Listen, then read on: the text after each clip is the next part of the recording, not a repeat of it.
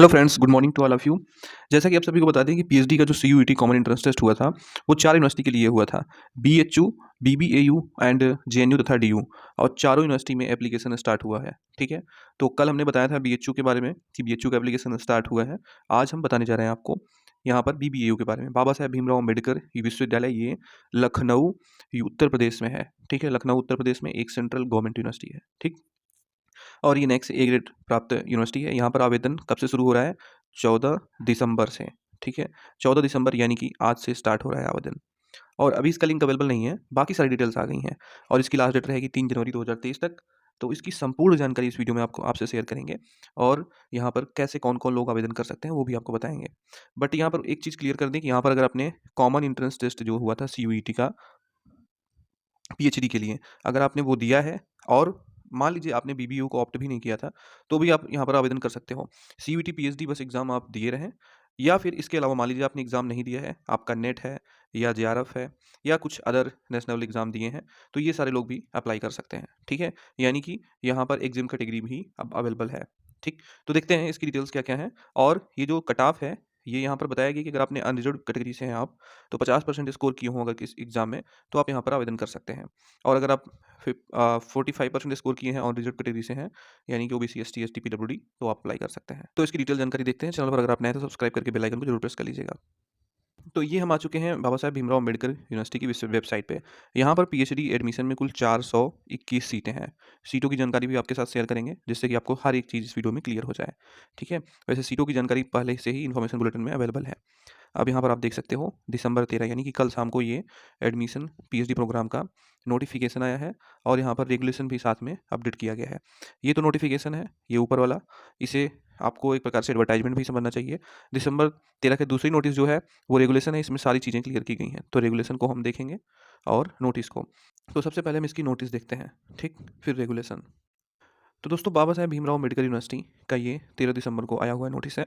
इसमें कहा जा रहा है कि पीएचडी प्रोग्राम का जो एग्ज़ाम हुआ था, एनटीए के द्वारा कंडक्ट किया गया था, उसका रिजल्ट डिक्लेयर हुआ था 24 नवंबर को। ठीक, the eligible candidates seeking admission in PhD programme in the university are advise to register on the link from 14 December 2023, यानी कि आज से रजिस्टर होना है। ये लिंक है samarth.edu.in।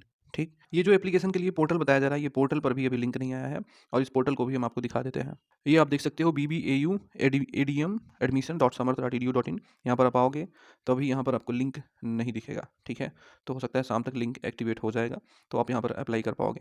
इसी पोर्टल से आपको एप्लीकेशन करना है, BBAU ADM.samarth.edu.in। ठीक, तो आप बिल्कुल ही चिंता मत कीजिएगा और कहीं भटकिएगा मत। ठीक है, आगे इसमें क्या कहा गया है कि the candidate are also advise to read carefully BBAU information bulletin and admission prospectus. तो इसका जो एडमिशन प्रोस्पेक्टस है, इन्फॉर्मेशन बुलेटिन है, वो हम आपको उसमें से सीटों की डिटेल्स दिखाएंगे। ठीक है, और यहाँ पर ये सब पढ़ना आपके लिए ज़रूरी है। अब एप्लीकेशन की रजिस्ट्रेशन की जो फीस रहेगी वो 400 रुपये रहेगी अनरिजर्व्ड ओबीसी डब्ल्यूएस कैटेगरी का, and SC ST PWD category का 200 रुपये एप्लीकेशन फी है रजिस्ट्रेशन के लिए। अब इसमें ये रजिस्ट्रेशन लास्ट डेट 3 जनवरी 2024 है, और registration will be allowed up to late fees. Late fees यहाँ पर 1000 रुपये फॉर ऑल कैटेगरी की आप 10 जनवरी 2024 तक एप्लीकेशन कर पाएंगे। ठीक है, और इसके रिगार्डिंग अगर किसी प्रकार की आपको दिक्कत आती है, तो ये कॉन्टैक्ट डिटेल्स दिए गए हैं, इस पे आप यहाँ पर यूनिवर्सिटी में संपर्क कर सकते हैं। ठीक, अब हम इसका रेगुलेशन दिखाएंगे, पर उससे पहले सीटों की डिटेल्स देख लेते हैं। ठीक, तो सीटों की डिटेल्स कहाँ पर अवेलेबल है, वो यहाँ पर जो पीएचडी एडमिशन 2023 का पोर्टल है, इस पर क्लिक करेंगे आप, और यहाँ पर आपको इन्फॉर्मेशन बुलेटिन जो अपडेट हुआ था वो दिख जाएगा। ठीक, तो इन्फॉर्मेशन बुलेटिन हम आपको दिखाते हैं। ये अप्लाई हियर का जो लिंक है, ये लिंक पुराना है, इससे इससे कोई आपका पीएचडी का एडमिशन नहीं होने वाला है। ठीक, तो ये हमने ओपन कर लिया है इन्फॉर्मेशन बुलेटिन बीबीएयू का। अब यहाँ पर सारी डिटेल्स दी गई हैं, एलिजिबिलिटी, प्रोग्राम्स वगैरह वगैरह, कि कौन कैसे यहाँ पर एलिजिबल होगा। ठीक है, तो एलिजिबल होने के बाद आप इसको देखने के बाद कैंपस में सीटें देख लीजिएगा। यहाँ पर इन्वायरमेंट साइंस से टोटल 21 सीट, बायोटेक्नोलॉजी में 6, जूलॉजी में 17, human development and family studies में 6, फूड एंड न्यूट्रिशन में 6 है, सोशियोलॉजी में 12, हिस्ट्री में 16, पॉलिटिकल साइंस में 16, पब्लिक एडमिनिस्ट्रेशन में 3, इकोनॉमिक्स में यहाँ पर 16, लाइब्रेरी इंफॉर्मेशन साइंस में 31, कंप्यूटर साइंस में 20, मैनेजमेंट में 27, केमिस्ट्री में 15, मैथमेटिक्स में 18, फिजिक्स में यहाँ पर 14, और उसके बाद स्टैटिस्टिक्स है 13 सीट, एजुकेशन में 19, हॉर्टिकल्चर में 16, फार्मास्यूटिकल साइंस में 9, मास कम्युनिकेशन जर्नलिज्म में 13, ह्यूमन राइट्स में 18, उसके बाद लॉ में 14, हिंदी में 12, इंफॉर्मेशन टेक्नोलॉजी में 15, ह्यूमन माइक्रोबायोलॉजी में 21।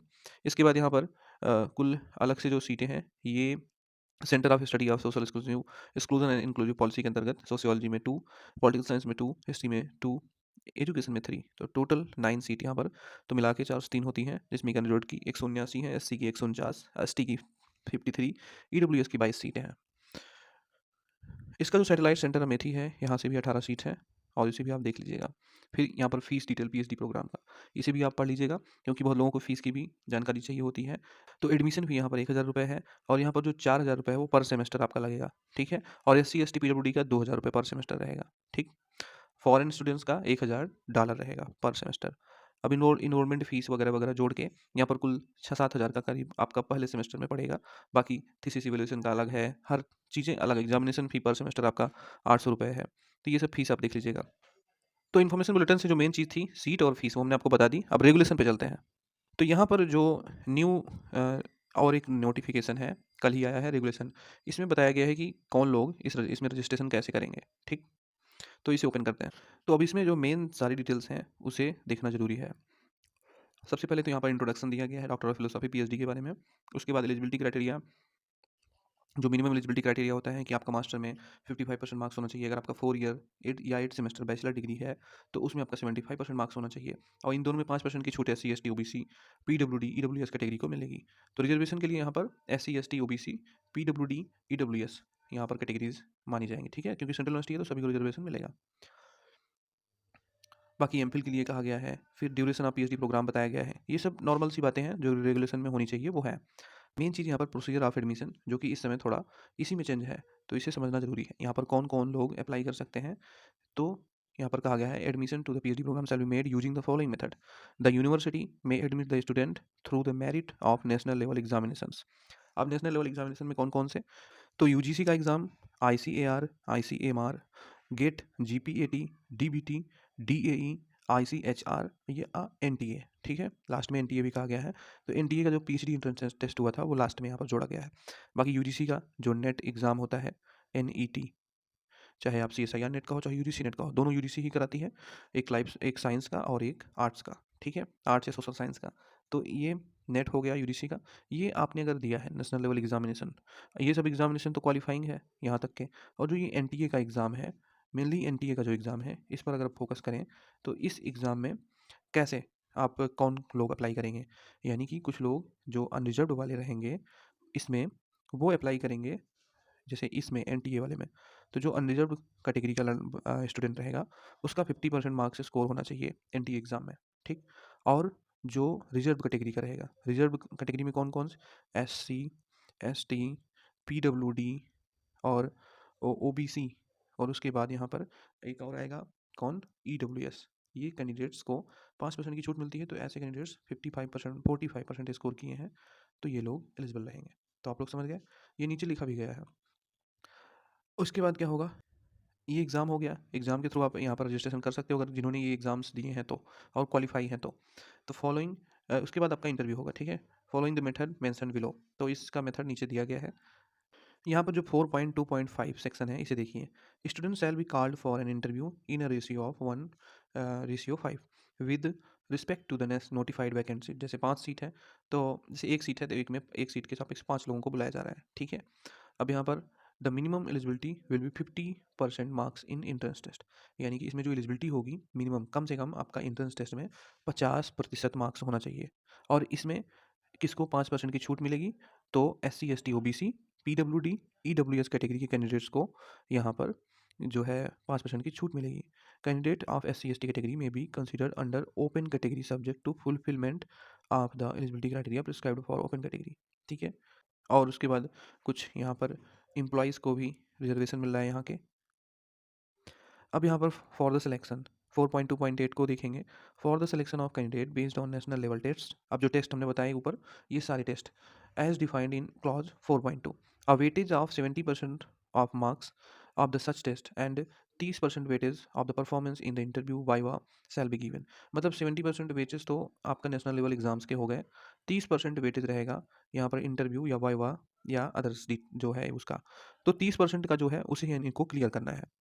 देखिए ये 30% का जो क्राइटेरिया वो कैसे डिवाइड हो रहा है, तो 30 marks will be comprise of पहला ए में कहा गया है कि weightage of academic record, academic record का 5 मार्क्स, इसमें बैचलर्स, मास्टर या 4 ईयर बैचलर डिग्री ये इंक्लूड है। ठीक है, तो बैचलर और मास्टर्स मेन करके यहाँ पर है, बाकी ये तो इसी में आता है। तो 5 मार्क्स इसके हैं। जो आपका जो यूजी का रहेगा वो 2 मार्क्स रहेगा एंड मास्टर का 3 मार्क्स। और जितना आप पाएंगे उसको, जैसे मान लीजिए आपने स्कोर किया है यूजी में, परसेंटेज ऑफ मार्क्स में मान लीजिए 55%, तो उसे ऐसे डिवाइड कर लीजिए, जो आएगा वही आपको मिलेगा। ठीक है, इसी तरह से मास्टर डिग्री में आप अगर 55% मार्क्स स्कोर करते हैं तो आपका 55 इंटू 3/100 होगा, इसे आप कर लीजिए, जो आएगा वो आपको मिलेगा। फिर उसके बाद अब बी पोजीशन है, 5 मार्क्स का तो आपका हो गया, 5 जो आपको एकेडमिक का मिलेगा। उसके बाद 10 मार्क्स यहाँ पर, 10 में से आपको जेआरएफ या any other national level fellowship है तो आपको 10 मार्क्स मिल जाएगा। ठीक, पूरा का पूरा 10 मिल जाएगा। या आप एमफिल प्लस नेट वाले हैं तो आपको 7 मार्क्स मिल जाएगा। अगर आप सिर्फ एमफिल हैं या सिर्फ नेट है तो 5 मार्क्स मिलेगा। तीनों में से कोई एक ही मिलेगा। ठीक, तो ये आपका 10 मार्क्स हो गया प्लस। अब सी नंबर पे कहा जा रहा है कि 5 मार्क्स आपके रिसर्च प्रपोजल के रहेंगे। अब ये रिसर्च प्रपोजल अगर आप एप्लीकेशन करते समय अगर मांगा जा रहा है तो अपलोड करेंगे, नहीं तो इंटरव्यू में तो आपको लेके जाना ही है। तो रिसर्च प्रपोजल कैसे बनाना है, आप लोग बनाए होंगे। जो नहीं बनाए हैं शोध गंगोत्री पोर्टल से जाके बहुत सारे रिसर्च प्रपोजल हैं, डाउनलोड कर लीजिए और उससे देख के, पढ़ के, समझ के आइडिया आपको मिल जाएगा। फिर आप अपना रिसर्च प्रपोजल रेडी कर लीजिए। इसका 5 मार्क्स आपको यहाँ पर मिलेगा। अब आपका रिसर्च प्रपोजल कितना अच्छा है, सारे पॉइंट्स यानी कि उसमें ऑब्जेक्टिव्स, मेथोडोलॉजी, लिटरेचर रिव्यू या और रेफरेंस वगैरह सारी चीज़ें अगर सिस्टमेटिक ढंग से रहेंगी तो आपको 5 में से 4 मार्क्स भी मिल सकते हैं। और अगर अच्छी नहीं होंगे रिसर्च प्रपोजल तो आपको 2 मार्क्स भी मिलेगा। ठीक, तो ये तो हो गया, अब इसमें +5 हो गया। ठीक है, इतने नंबर तो आपको इस तरह से मिल जाएंगे। अब बाकी 10 मार्क्स पे आपको फोकस करना है। ये क्या है 10 मार्क्स? ये आपका है पर्सनल इंटरेक्शन। पर्सनल इंटरेक्शन में आपका एग्जामिनर्स या जो डिस कमेटी रहेगी उसके सामने बैठना होगा और आपका वाइवा होगा। वाइवा में ये इसे वाइवा जो आप समझ रहे हैं वो पर्सनल इंटरेक्शन है। इसमें आपकी बॉडी लैंग्वेज, आपके बोलने का तरीका, आपका बैकग्राउंड एक्सपीरियंस, यानी कि बैकग्राउंड का मतलब हमारे कहने से ये है कि आपके प्रीवियस नॉलेज किस तरह से है, वो एमएससी में आपने क्या पढ़ा है और किस प्रकार की नॉलेज है वो भी यहाँ पर पूछेंगे। ठीक है, तो एक प्रकार से ये पर्सनल इंटरेक्शन में सब कुछ आपके जो कमेटी है वो आपको देख के डिसाइड करेगी। ठीक, तो इसका 10 नंबर हो गया। इस तरह से आपको पूरे 30 नंबर का ये यहाँ पर डिवाइड होगा नंबर्स। ठीक है, यहाँ पर फेलोशिप भी मिलेगी, जो कैंपस में एडमिशन हो रहा है तो फेलोशिप मिलना तय है। यूजीसी की नॉन नेट फेलोशिप भी यहाँ पर मिलती है। ठीक, और वो कितनी मिलती है? तो आर्ट्स और सोशल साइंस में तो लगभग 10,000 के करीब रहती है और साइंस वालों का, लैब वाले जो हैं, इनका थोड़ा ज़्यादा रहता है, 2-3 हज़ार। यहाँ पर कोर्स वर्क का कोर्स कोड क्या होगा ये देख लीजिए। एडमिशन के बाद सबसे पहले आपको कोर्स वर्क ही होगा। ठीक, और कोर्स वर्क में आपको परसेंट मार्क्स लाने होंगे अच्छे खासे। अगर आप पास होंगे तभी आपकी थीसिस पे पीएचडी स्टार्ट होगी। ये रेगुलेशन है तो इसमें बाकी और भी चीज़ें दी गई हैं कि आपके पीएचडी में थीसिस कैसे होगा, इवैल्यूएशन थीसिस का कैसे होगा, तो सब कुछ दिया गया है। उतना अभी बात करने की ज़रूरत है नहीं। एडमिशन पार्ट टाइम मोड का कैसे होगा उसके बारे में भी यहाँ पर बताया गया है कि इसमें किस तरह से कौन लोग अप्लाई कर सकते हैं। अगर पार्ट टाइम मोड में आपको एडमिशन लेना है तो इसमें कौन कौन से लोग अलाउ होंगे? PhD through part time mode will be allowed only to those candidate who are already in the employment of government या सेमी गवर्नमेंट या autonomous organisation, government aided colleges, research and development projects, reputed industry business organisation registered under the companies act and listed in the stock exchange. तो ये आप समझ गए। इसमें अगर आप आते हैं या आप इंटरप्रेन्योर हैं running a firm with annual turn over not less than ₹50 crore, आपका अगर कोई फर्म है और आपके 50 करोड़ से कम टर्नओवर नहीं है तो आप यहाँ पर जा सकते हैं। आप इसमें पार्ट टाइम के थ्रू, आपको इसके लिए डीआरसी से अप्रूवल लेना होगा, एनओसीज वगैरह आपकी लगेंगी। ठीक है, तो इसके बाद यहाँ पर आप अप्लाई कर सकते हैं। ठीक है, और एलिजिबिलिटी तो बता ही दिया गया यहाँ पे। ऐसे जो कैंडिडेट्स रहेंगे इनका सिलेक्शन कैसे होगा? तो for the selection of candidates based on national level test as defined in clause 4.2, तो पार्ट टाइम वालों भी उसी क्लॉज में आएंगे, जैसे कि नेट वगैरह वगैरह एग्जाम्स जो थे वो आपका होना चाहिए पार्ट टाइम का के लिए। इनका वेटेज 70% का रहेगा टेक्स्ट के अकॉर्डिंग, 30% रहेगा परफॉर्मेंस ऑफ इंटरव्यू इंटरेक्शंस के। तो जो 30% रहेगा वो कैसे डिवाइड होगा?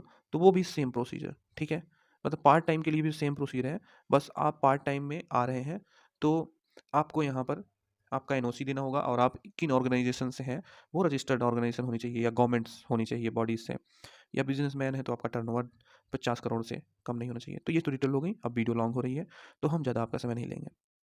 तो वेबसाइट पर आइए, यहाँ पर आपको नोटिस दिखेगी। एप्लीकेशन का लिंक कहाँ दिखेगा?